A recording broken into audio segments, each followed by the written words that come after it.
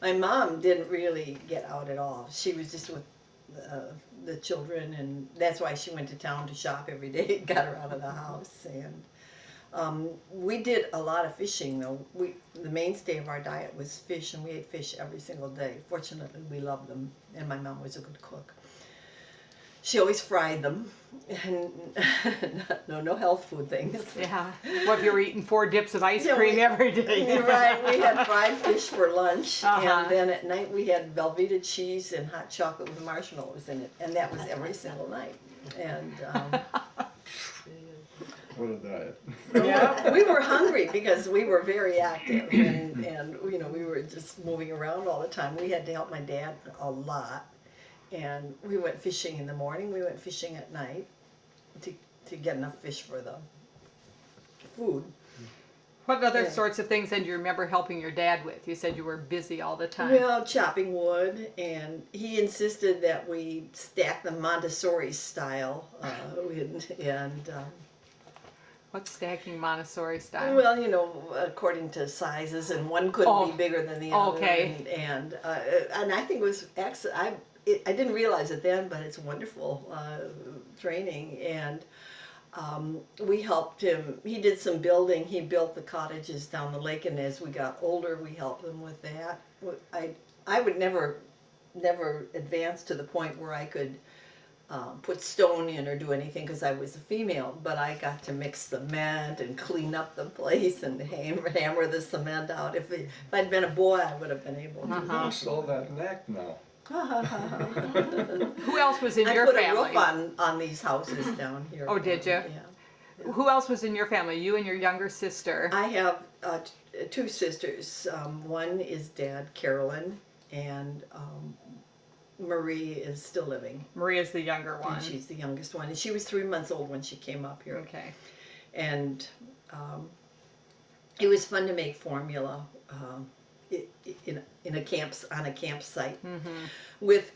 There weren't many trees around. The grasses, there was a lot of chokecherry, and there were thousands of yellow jacket nests, not bees, not wasps, yellow jackets. They were everywhere, and they were in logs on the ground, and we were stung all the time by yellow jackets.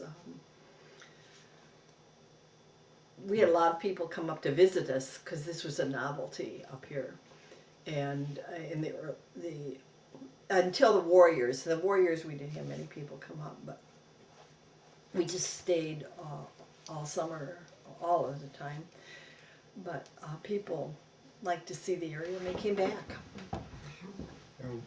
We had a big ice house built into the hill that Tony Mussel used to fill with ice for us, and it was peat moss and ice in there. And until we got electricity, then we got rid of the ice house. So. Was this Tony Mussel a local person? Yeah, they had the resort on Birch Lake, which is now, what's that Birch Lake resort? Resort, I guess. Birch Place. Yeah, Still Birch Lake, They on own- the north end of they Birch own Lake. that resort, plus they had some cottages there, and Tony Mussel was the son. And would he chop that ice out of the lake? Is that where he got the ice? Cut it out. In the winter, and he had a big ice house there Yeah. then, that stored the ice? He delivered that out to your place then?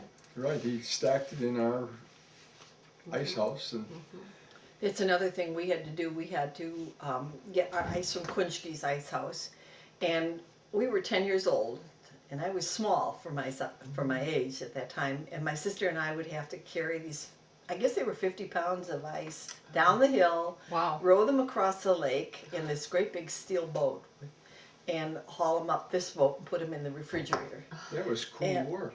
We did it. We had to do it, and there was no question. I can't do it or anything. You just did it, and it was a struggle. I remember, but sometimes I wonder if that wasn't the better way. Yeah. How much ice melted before you got it home? No, not too bad, because we covered it with tarps and stuff. It didn't melt very fast. It's amazing how that keeps in there.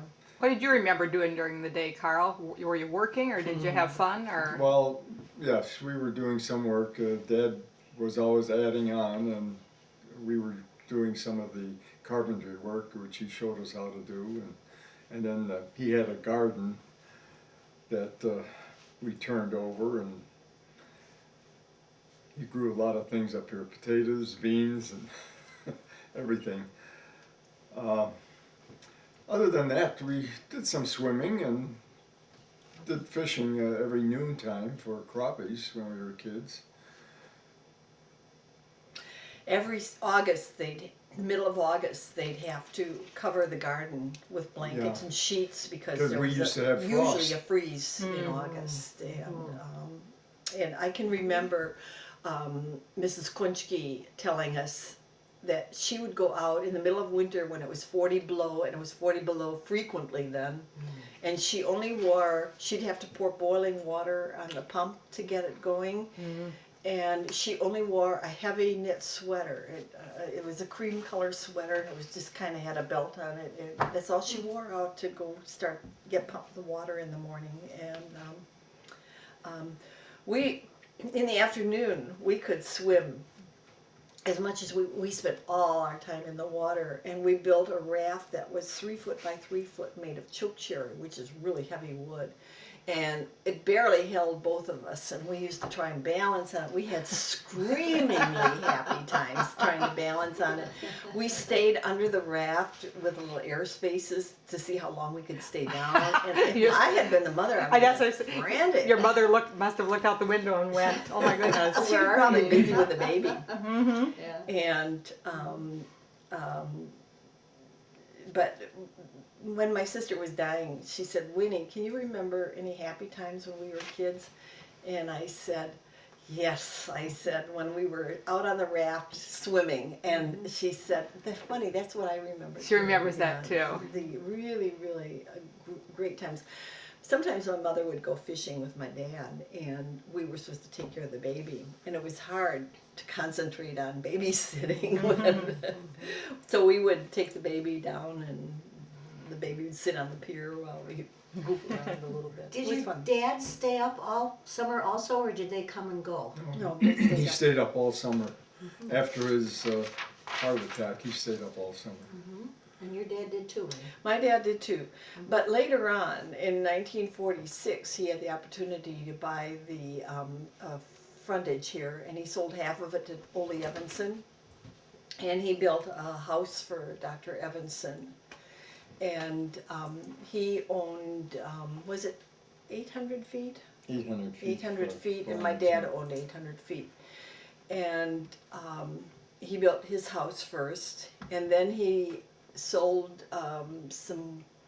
my dad sold some of his land to some of his friends in Chicago and built houses for them. And it was enough to sustain him for the summer for a few times.